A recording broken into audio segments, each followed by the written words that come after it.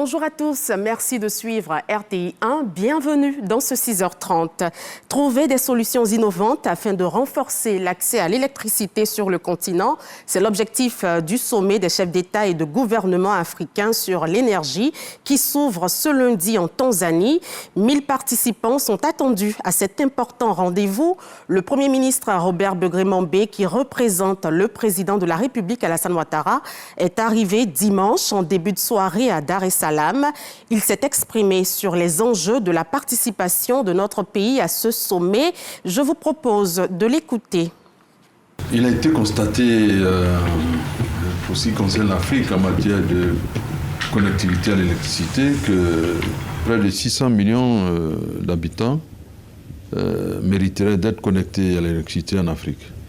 Au regard de cette situation, les pays africains, en relation avec la Banque mondiale et la Banque africaine de développement, ont identifié la nécessité de mettre en place un mécanisme par lequel on pourrait connecter au moins la moitié de ces 600 millions, c'est-à-dire 300 millions de personnes, à l'électricité. Dans la synthèse qui a été réalisée, il apparaît que la Côte d'Ivoire est l'un des pays où la connexion avec l'électricité est la plus forte. Et la philosophie d'action conduite par le président Alassane Ouattara donne à la Côte d'Ivoire d'être parmi les premiers champions en électricité en Afrique. C'est ainsi que nous avons été retenus parmi les 15 pays africains à présenter notre système d'électrification, la mécanique par laquelle nous déployons la proximité de l'électricité avec les populations et surtout notre capacité à nous projeter dans l'avenir en faisant en sorte que nous ayons plusieurs modèles de production d'électricité, modèle de cuisson aussi, parce que utiliser le charbon de bois abîme la forêt, détériore quelquefois la santé de nos braves mamans. Par conséquent, là aussi, la Côte d'Ivoire est en train d'innover aussi en la matière. Les chefs d'État ont trouvé nécessaire de se réunir avec la Banque mondiale et la Banque africaine de développement pour affirmer leur volonté de sortir de cette situation. Le président nous a fait l'honneur de nous désigner pour le représenter avec M. le ministre Sangafoua. Et c'est avec beaucoup d'honneur que nous ressentons notre présence ici pour apporter la voix du président Alassane et la voix de la Côte d'Ivoire comme contribution à l'émergence d'une politique nouvelle en matière d'électricité. Nous nous battrons comme il se doit pour que la voix de la Côte d'Ivoire soit entendue. Et ce sommet qui se tient aujourd'hui et demain en Tanzanie devrait produire deux résultats importants. La déclaration de Dar es Salaam sur l'énergie qui décrit les engagements et les actions concrètes des gouvernements africains pour réformer le secteur de l'énergie et la première série de pactes nationaux sur l'énergie qui serviront de modèle avec des objectifs et des calendriers spécifiques à chaque pays. Direction la région de la Bagoué où le Conseil régional et les populations s'engagent à intensifier leurs efforts pour relancer le développement de la région, un enjeu crucial pour les autorités locales et leurs administrés. Charles Tatou pour le reportage.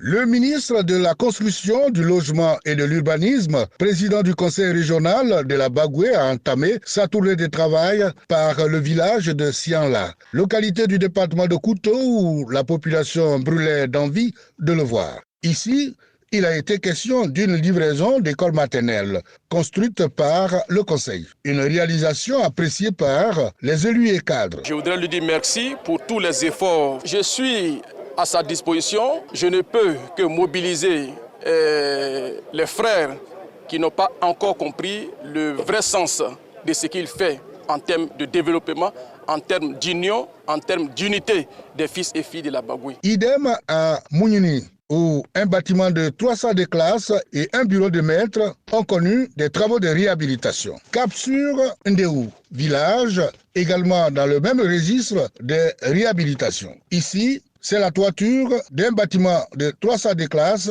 qui a été réhabilité. Dernière étape de la tournée, le village de Nibrini, bénéficiaire de 2 pompes à motricité humaine. Avant, on partait jusqu'au marigot pour aller chercher l'eau. Et depuis qu'il y a le forage, on arrive à voir l'eau tout près et ça nous aide beaucoup. Franchement, je dis merci au ministre. Le ministre Bruno Koné satisfait de sa tournée de travail. Au-delà des inaugurations, ce que nous souhaitons, ce sont les échanges avec les populations pour entendre leurs besoins, pour entendre également leurs ressentis par rapport à l'action que nous menons. Nous partons enrichis par rapport à tout ce que nous avons vu et entendu. Et ça veut dire que le travail va se poursuivre dans les axes qui ont été indiqués par les populations elles-mêmes. Coût global de réalisation de ces 3 infrastructures livrées, plus de 60 millions de francs CFA. Des efforts sont également entrepris en matière de santé, s'unir, agir pour éliminer les maladies tropicales négligées, la télémédecine au service de leur prise en charge. C'est le thème de la 4e édition de la Journée mondiale des maladies tropicales négligées. En Côte d'Ivoire, c'est à Boaké que s'est déroulée la célébration. Gervais Kouassi, Corona Soro. En Côte d'Ivoire, on dénombre 14 maladies tropicales négligées, dont les plus sévères sont la lèpre, le cerf de Buruli, le pian, la gale et les teignes. Négligées tout simplement parce que pas trop connues au niveau de la population. Ça fait d'un. Deux, négligées parce que la communauté scientifique ne portait pas trop d'intérêt à ces maladies. Les maladies tropicales négligées nécessitent une prise en charge. Des soins appropriés existent à cet effet, comme ici, à Rafié, à Manikoro, où la lèpre se soigne et se guérit. Ce sont 16 motos et 3 véhicules, en plus d'une salle récréative et d'écoute qui ont été remis aux responsables de ce centre, un geste de la fondation Raoul Folero. Dans le village de Bamoro, sous-préfecture de Boaké, ce sont les malades atteints d'éléphantiasie qui ont été soulagés. C'était au premier jour de la célébration. Le deuxième jour, marqué essentiellement par la cérémonie officielle, débuté par une procession qui a eu pour point de départ la préfecture de région pour prendre fin au grand amphithéâtre de l'antenne de l'Institut national de la formation des agents de santé INFAS, où les autorités préfectorales, les cadres de la santé et les responsables d'organisations de la société civile se sont retrouvés. Nous devons redoubler d'efforts pour continuer à réduire l'incidence. Et ces efforts sont d'abord internes. En Côte d'Ivoire, les MTN touchent des milliers de nos concitoyens, en particulier dans les zones rurales. Ces pathologies, souvent qualifiées de maladies de la pauvreté, entravent le développement économique de nos communautés. Aucune maladie ne doit être négligée en Côte d'Ivoire et le gouvernement, à travers le ministère de la Santé, de l'Hygiène publique et de la couverture maladie universelle, se donne les moyens pour faire face à toutes les pathologies. Ils sont confrontés régulièrement à des risques professionnels dans l'exercice de leur métier. Les professionnels de la mécanique travaillent très souvent dans des conditions précaires. Les installations ne sont pas toujours adaptées au matériel, parfois lourd et dangereux, manipulé par les mécaniciens. Quels sont les risques et accidents du travail auxquels ils s'exposent? Ont-ils des notions en matière de prévention du risque? Que font les spécialistes de santé et de sécurité au travail pour les outiller? Élément de réponse dans ce dossier de Serge Coléa.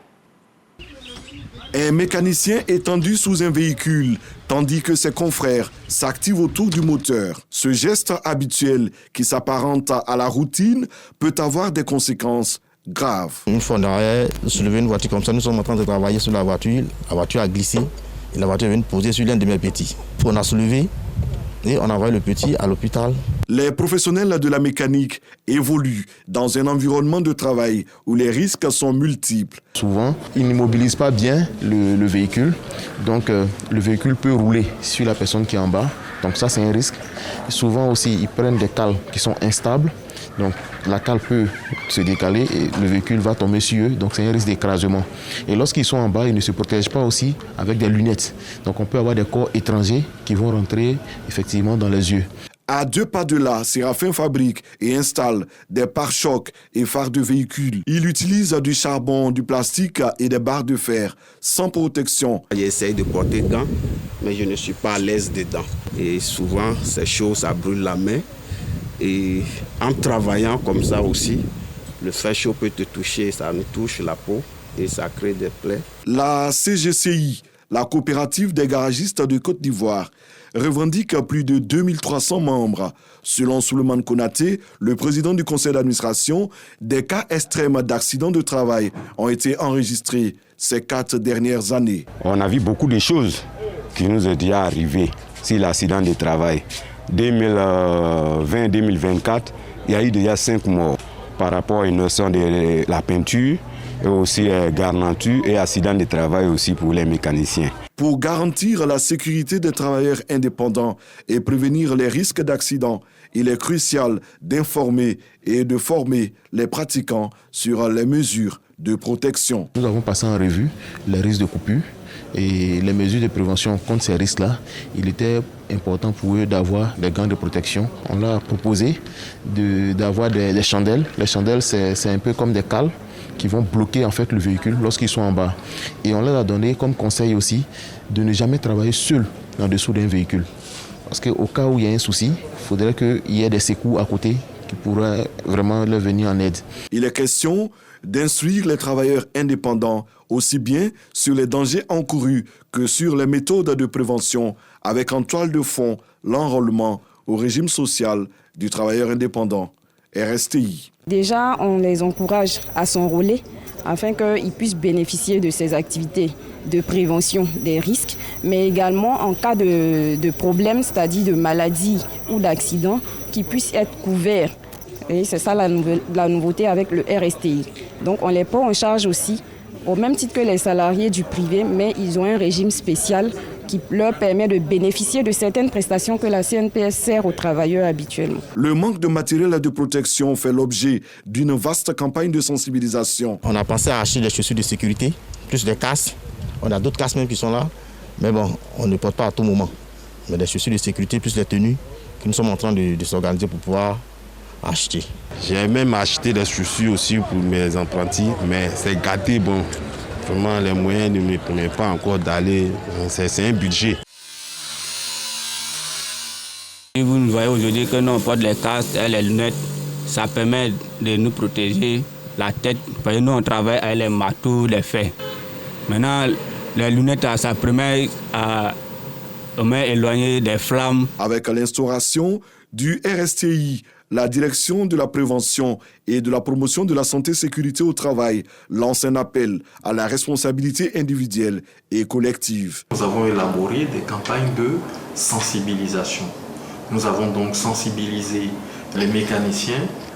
Il s'agit en fait de leur dire que le travail qu'ils exercent comporte des risques. Et enfin, de leur dire comment éviter les accidents du travail et les maladies professionnelles. La santé et sécurité au travail, une notion qui vaut tout son pesant d'or dans le milieu des travailleurs indépendants. Former les travailleurs indépendants pour que les lieux de travail deviennent des espaces où la santé et la sécurité sont de mise. Risque professionnel dans le quotidien des mécaniciens, un dossier de Serge Koléa. Dans l'actualité hors de chez nous, en Biélorussie, le président Alexandre Loukachenko a été réélu dimanche pour un 7e mandat de 5 ans. Il a obtenu 87,6% des voix, selon un sondage réalisé à la sortie des urnes et publié par la télévision publique. La commission électorale, quant à elle, a annoncé un taux de participation de 81,5%. L'opposition en exil dénonce une farce dans un scrutin sans suspense, qualifiant le dirigeant de criminel et exigeant la libération de tous les prisonniers politiques. Fin de ce 6h30. Merci de l'avoir suivi. Matin Bonheur, c'est à partir de 7h avec Thierry Angeval. Je vous retrouve demain. Passons une belle journée. Restons prudents sur les routes.